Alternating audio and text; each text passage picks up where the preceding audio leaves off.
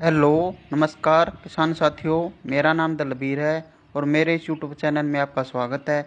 मेरे इस YouTube channel का नाम इंडियन टेक्निकल फार्मिंग है और आज मैं आपके लिए एक खेती से जुड़ी नई वीडियो लेकर आया हूं। इस वीडियो में आज मैं आपको बताता हूं कि ग्वार की खेती किस तरीके से करें जिससे हमें ज़्यादा से ज़्यादा इनकम प्राप्त हो। ग्वार की खेती के लिए उपयुक्त समय कौन सा है, ग्वार की खेती के लिए फसल चक्र अपनाना क्यों ज़रूरी है, ग्वार की खेती के लिए कौन सा बीज का चुनाव करें, कौन कौन सी इसकी उन्नत किस्में हैं, किस तरह में बीज का उपचार करना है और इसके लिए हमें बीज की मात्रा की कितनी जरूरत पड़ेगी।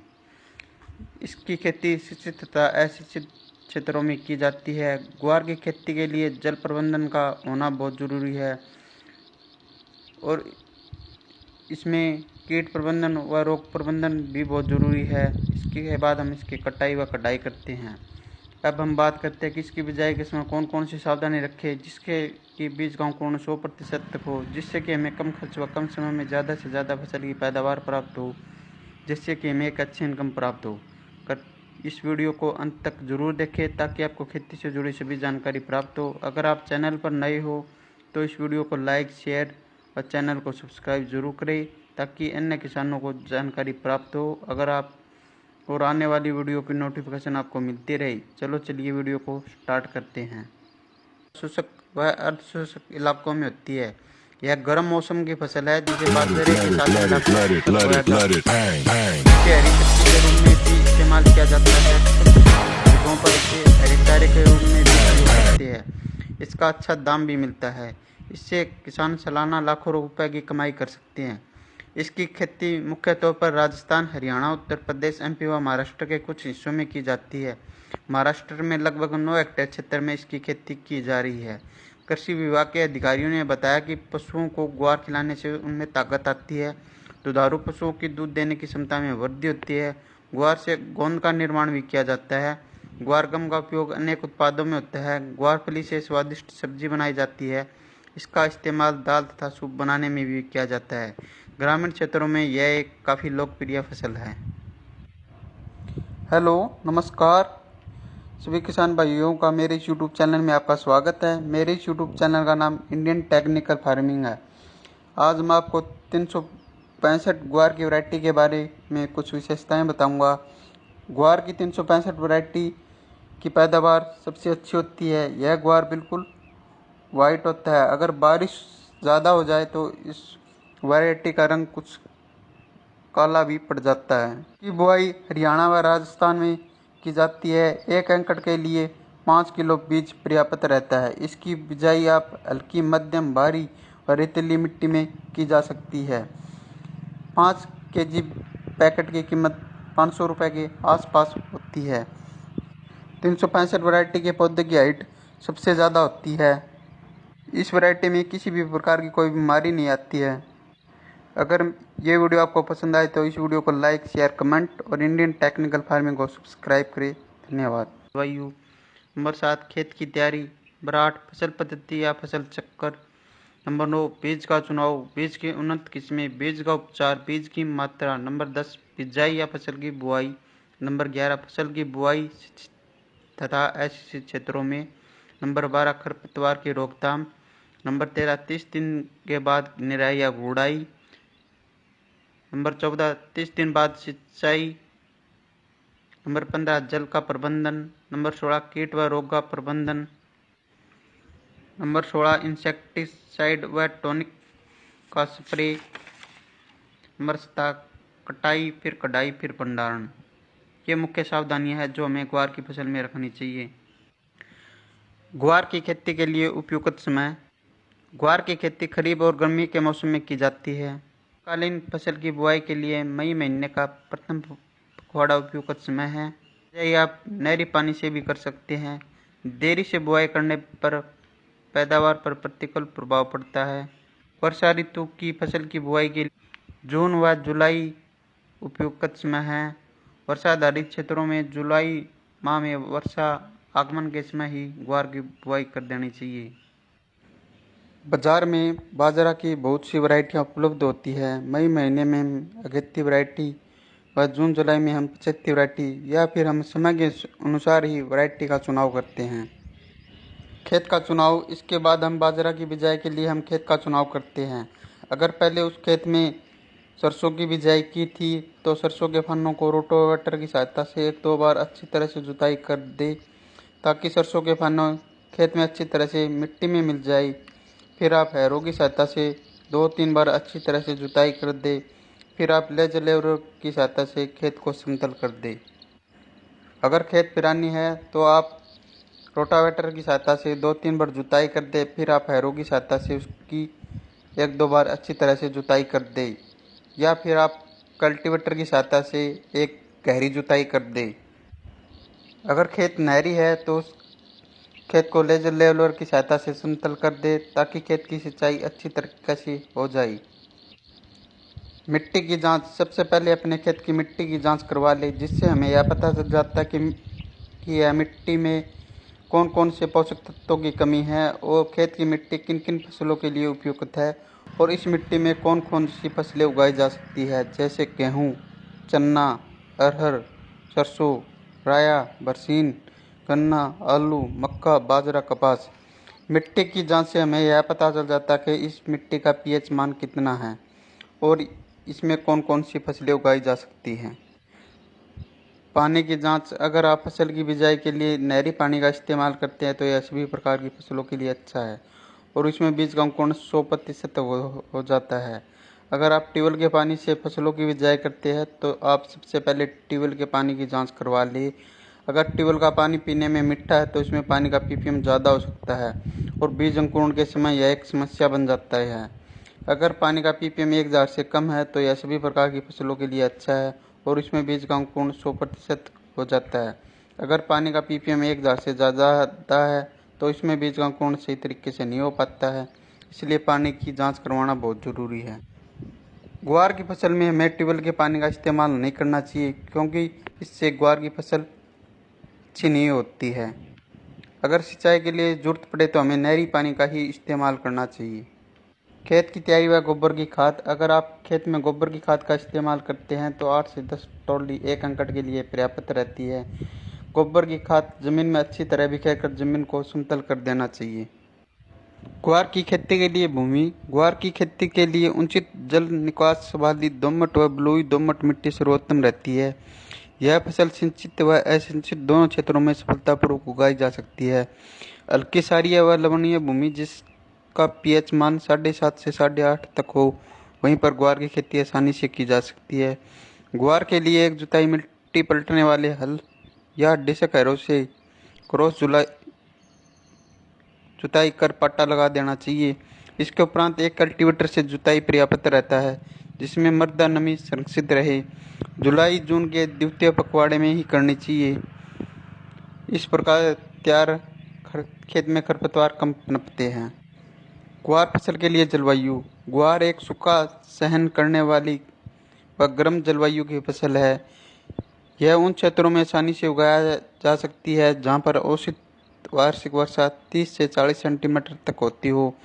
बीजों के अंकुरण व जड़ों के विकास के लिए 25 से 300 सेंटीमीटर के नीचे तापमान उपयुक्त होता है। ग्वार एक प्रकाश संवेदनशील फसल है, अतः इस फसल में फूल व फलियों का निर्माण केवल खरीफ के मौसम में ही होता है।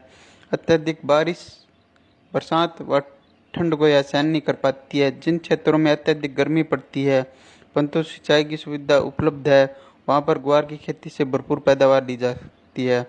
शुष्क और अशुष्क दोनों दशाओं में इसकी खेती आसानी से की जा सकती है। ग्वार एक उष्ण कटिबंधीय फसल है जो 18 से 30 डिग्री सेल्सियस के औसत तापमान पर पकती है। खरीफ की गर्म और आर्द्र जलवायु के कारण पेड़ों की वृद्धि बहुत अच्छी होती है। सर्दी के मौसम में इन फसलों की खेती लाभदायक नहीं होती है। यह फसल सभी प्रकार की मिट्टी में उगाई जा सकती है। अच्छे जल निकास वाली मध्यम से भारी मिट्टी में फसल अच्छी तरह से बढ़ती है। यदि मिट्टी की सतह, फसल पद्धति या फसल चक्र को क्रॉप रोटेशन के नाम से भी जाना जाता है। किसी निश्चित भूमि में निश्चित समय वाली फसलों को लगातार अदल बदल कर बोना ही फसल चक्र कहलाता है। फसल चक्र का मुख्य उद्देश्य किसी भी तरह के पौधे के लिए भूमि में मौजूद पोषक तत्वों के सदुपयोग से भूमि की भौतिक और जैविक स्थिति में संतुलन बनाए रखना होता है। लगातार फसल चक्र अपनाने से किसान भाई को फसल में आने वाली कई तरह की परेशानियों से छुटकारा मिलता है। फसल चक्र का इस्तेमाल कर किसान भाई अपनी भूमि से लगातार अच्छी फसल ले सकते हैं और इसके अपनाने से खेत की उर्वरकता भी बनी रहती है। जबकि एक ही फसल को लगातार उगाने से किसान भाइयों को फसल की कम उपज मिलती है और एक ही फसल को खेत में लगातार लगाने से मिट्टी में बीज जनित और मृदा जनित रोग भी बढ़ जाते हैं, जिसके कारण भूमि में विषैले गुण आ जाते हैं। भूमि के अंदर विषैले गुण उत्पन्न हो जाने पर भूमि में पाई जाने वाली छोटे उपयोगी मित्र कीट नष्ट हो जाते हैं और भूमि धीरे धीरे बंजर रूप धारण करने लगती है। फसल चक्र के फायदे। फसल चक्र के अपनाने से भूमि की उर्वरक शक्ति बनी रहती है। फसल चक्र के अपनाने से भूमि में अम्लीय और क्षारीय गुण, पोषक तत्व और जैविक पदार्थों की मात्रा संतुलित रहती है। फसल चक्र के अपनाने से फसल में कई तरह के कीट और बीज जनित रोग नहीं लगते हैं। इसके अपनाने से फसलों में पैदावार अधिक मात्रा में प्राप्त होती है, जिसकी गुणवत्ता भी अच्छी पाई जाती है। भूमि में फसल चक्र अपनाने से रासायनिक उर्वरक कम मात्रा में इस्तेमाल किए जाते हैं, जिससे मिट्टी दूषित होने से बचती है। फसल चक्र अपनाने से फसलों में रोग भी काफ़ी कम ही देखने को मिलते हैं, जिसकी वजह से किसान भाइयों द्वारा रासायनिक दवाओं पर किया जाने वाला खर्च भी कम हो जाता है। फसल चक्र के दौरान फली वाली फसलों के बोने पर खेत में नाइट्रोजन की पूर्ति बनी रहती है। फसल चक्र अपनाने से खेत में खरपतवार में कमी देखने को मिलती है, क्योंकि फसल चक्र के दौरान अधिक गुड़ाई वाले फसलों को बोने पर खेत में खरपतवार नष्ट हो जाते हैं।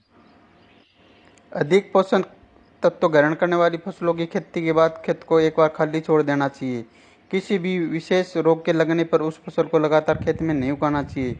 जिन फसलों की जड़ें अधिक गहराई में जाती है उन फसलों के बाद जिन फसलों की जड़ें कम गहराई में जाती है उन्हें उगाना चाहिए। अनाज फसलों को उगाने के बाद 2 से 3 साल में एक बार दलहनी फसल को जरूर उगाना चाहिए। अधिक गुड़ाई वाली फसलों के बाद कम गुड़ाई की जरूरत वाली फसलों को उगाना चाहिए। अधिक सिंचाई वाली धान जैसी फसलों के बाद कम सिंचाई वाली जरूरत की फसलों को उगाना चाहिए। अधिक उर्वरक लेने वाली फसलों के बाद जिन फसलों की उर्वरक की काफ़ी कम आवश्यकता होती है उन्हें उगाना चाहिए। इस प्रकार हमें फसल चक्र अपनाना चाहिए। बीज का चुनाव। हमें एक ऐसी वैरायटी का चुनाव करना होता है जो वैरायटी अच्छा उत्पादन देती हो, जिसका उत्पादन ज़्यादा से ज़्यादा होता हो और जिसकी मार्केट में बहुत ज़्यादा मांग हो और उसका भाव भी अच्छा हो, क्योंकि एक बढ़िया क्वालिटी का बीज ही हमें एक अच्छा उत्पादन और मुनाफा दे सकता है। बीज की उन्नत किस्में। ग्वार की उन्नत किस्में। बाजार में ग्वार की कई उन्नत किस्में देखने को मिल जाती है, जिन्हें चारे, दाने और हरी फलियों के आधार पर 3 भागों में बांटा गया है। उन्नत किस्में इस प्रकार है। दानों के लिए उन्नत किस्में अज्जी 365, अज्जी 563, 220। हरी फलियों हेतु उन्नत किस्में IC 1318, M83, पूसा मौसमी। हरे चारे के लिए उन्नत किस्में ये मुख्यतः हरे चारे के लिए उपयोग की जाती है। बुंदेल ग्वार 3, ग्वार क्रांति, बुंदेल ग्वार 2, गोरा 80, बुंदेल ग्वार 1। अगर आप पैदावार के लिए उपयोग करते हो तो दाने वाली उन्नत किस्मों का ही चुनाव करना चाहिए। अगर आप हरे चारे के लिए उपयोग करते हो तो हरे चारे वाली उन्नत किस्मों का उपयोग। ग्वार के बीजों की मात्रा व बीज उपचार। यदि आप ग्वार की फसल दानों और हरी फलियों के लिए करना चाहते हैं तो 1 एकड़ के लिए दाने की फसल के लिए 5 से 6 किलो बीज पर्याप्त रहता है और हरी खाद फसल में 15 से 16 किलो प्रति एकड़ बीज की जरूरत होती है। इसके अलावा आप हरे चारे के लिए फसल का उपयोग करना चाहते हैं तो 16 से 17 किलो बीज प्रति एकड़ की जरूरत होती है। इन बीजों को खेत में लगाने से पहले उन्हें कैप्टन या बायोस्टिन की उचित मात्रा में उपचारित कर लिए, ताकि बीजों को आरंभ में फफूंद या फंगस जैसे रोग न लगे। पौधे में जड़ों के अधिक मात्रा में गांठ पैदा करने के लिए जीवाणु रोधक राइजोबियम उर्वरक से उपचारित कर लेना चाहिए। 1 हेक्टेयर के खेत में 200 ग्राम की मात्रा वाली 2 पैकेट वार जीवाणु रोधक की जरूरत होती है। सबसे पहले हम FIR यानी सबसे पहले हम फंगिसाइड से बीज को उपचारित करते हैं, फिर इंसेक्टिसाइड से बीज को उपचारित करते हैं, फिर राइजोबियम कल्चर से हम उपचारित करते हैं। फंगिसाइड को उपचार करने का मुख्य उद्देश्य फंगस की बीमारियों की रोकथाम के लिए किया जाता है और इंसेक्टिसाइड दवाओं से उपचारित करने का मुख्य उद्देश्य दीमक जैसी रोकथाम के लिए किया जाता है और राइजोबियम कल्चर का उपयोग खेत में जीवाणुओं की संख्या बढ़ाने के लिए उपयोग किया जाता है, जिससे खेत में जीवाणुओं की संख्या बढ़ जाए, जिससे कि एक अच्छी फसल प्राप्त हो। ग्वार फसल में खाद एवं उर्वरक। ग्वार दलहनी फसल होने के कारण नाइट्रोजन की कुछ आपूर्ति वातावरण की नाइट्रोजन को जड़ों में उपस्थित गांठ द्वारा एकत्रित की ली जाती है, लेकिन फसल की प्रारंभिक अवस्था में पोषक तत्वों की पूर्ति के लिए 20 किलो नाइट्रोजन व 40 किलो फास्फोरस प्रति हेक्टेयर पर्याप्त रहता है। संपूर्ण नाइट्रोजन और फास्फोरस की मात्रा बुआई के समय खेत में डाल देनी चाहिए। इसके अतिरिक्त ग्वार की बिजाई को बुआई से पहले राइजोबियम कल्चर की 600 ग्राम मात्रा को 1 लीटर पानी व 250 ग्राम गुड़ के घोल में 15 किलोग्राम बीज को उपचारित कर छाया में सुखाकर बोना लाभदायक रहता है। खेत की तैयारी के समय 5 टन गोबर या कंपोस्ट खाद या 2-3 वर्ष में एक बार अवश्य प्रयोग से पहले मिट्टी की जांच करवा लेनी चाहिए। ग्वार की बुआई की विधि। अधिक पैदावार के लिए ग्वार की बुआई हमेशा पंक्तियों में करें। बुआई हल्के कुंडों में अथवा सीड ड्रिल की सहायता से करें। कूड़ों में पौधों की जड़ों के पास वर्षा जल से भी अधिक संग्रहित होता है, जिससे पैदावार अधिक मिलती है और फसल की देखभाल करने में भी आसानी रहती है। ग्वार की बुआई पंक्ति से पंक्ति की दूरी 45 से 50 सेंटीमीटर तथा पौधे से पौधे की दूरी 10 से 15 सेंटीमीटर करनी चाहिए। गहराई 4 से 5 सेंटीमीटर पर करनी चाहिए। बुआई के समय भूमि में पर्याप्त मात्रा में नमी होनी चाहिए, जिससे बीज का जमाव शीघ्र व पर्याप्त मात्रा में हो सके। अगर आपने नहरी क्षेत्र में बिजाई की है तो आप इसकी मेड बना दें। फिर आप इसमें खरपतवार नियंत्रण के लिए पेंडामेलिथियान 30% EC का 500 मिलीमीटर को 250 लीटर पानी में मिलाकर इसका छिड़काव कर दे, जिससे कि खेत में खरपतवार नहीं उगे। खरपतवार नियंत्रण। ग्वार की फसलों को खरपतवारों से पूर्णतः मुक्त रखना चाहिए। सामान्यतः फसल बुआई के 15 से 20 दिन बाद कई तरह के खरपतवार निकल जाते हैं, जिसमें जंगली जूट, जंगली चरी व दूब घास प्रमुख है। ग्वार की फसल में समय समय पर निराई गुड़ाई करके खरपतवारों को निकालता रहना चाहिए। इससे पौधे की जड़ों का विकास भी अच्छा होता है और जड़ों में वायु संचार भी बढ़ता है। दाने वाली फसल में बैसालीन 1 किलो प्रति हेक्टेयर की दर से खेत में बुआई से पूर्व मृदा की ऊपरी 8 से 10 सेंटीमीटर से सतह पर छिड़काव कर खरपतवारों पर नियंत्रण पाया जा सकता है। खरपतवारों के नियंत्रण हेतु फसलों की बुआई के 2 दिन पश्चात पेंडामेलिथियान 30% EC का भी छिड़काव कर सकते हैं। बिजाई के 30 दिन बाद खेत में खरपतवार उग जाते हैं। जिस खरपतवार उगने के बाद हमें उसकी निराई या गुड़ाई हाथ से ही कर देनी चाहिए। निराई या गुड़ाई करने के बाद अगर खेत की सिंचाई करनी है तो 30 दिन बाद हम खेत की सिंचाई कर सकते हैं। जल प्रबंधन। अगर खेत में पानी का भराव ज़्यादा हो सकता है तो हमें उसका जल निकासी का प्रबंध करना चाहिए, क्योंकि ग्वार की फसलों में ज़्यादा पानी की जरूरत नहीं होती है।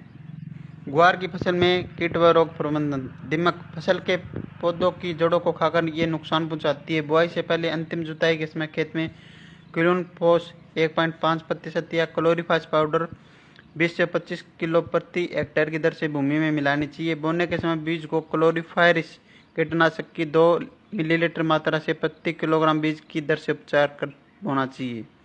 नंबर 2, कातरा। इस कीट की लट प्रारंभिक अवस्था में फसल के पौधों को खाकर नुकसान पहुंचाती है। इसके नियंत्रण के लिए खेत के आसपास सफाई रहनी चाहिए तथा खेत में प्रकोप होने पर मिथाइल पैराथियोन या क्विनोलोफास 1.5% चूर्ण की 20 से 25 किलोग्राम मात्रा प्रति हेक्टेयर की दर से बुरकनी चाहिए। मोइला। यह कीट पौधे के कोमल भागों का रस चूसकर फसलों को हानि पहुंचाते हैं। इसके नियंत्रण हेतु मोनोक्रोटोफास आधा लीटर मात्रा को 500 लीटर पानी के घोल में मिलाकर छिड़काव कर देना चाहिए। सफ़ेद मक्खी एवं हरा तिल्ला। इन कीटों के नियंत्रण के लिए ट्राइजोफोस या मेलाथियान की 1 लीटर मात्रा को पानी में घोल बनाकर प्रति हेक्टेयर की दर से छिड़काव करना चाहिए। Bacterial blight. यह ग्वार की बहुत हानिकारक बीमारी है।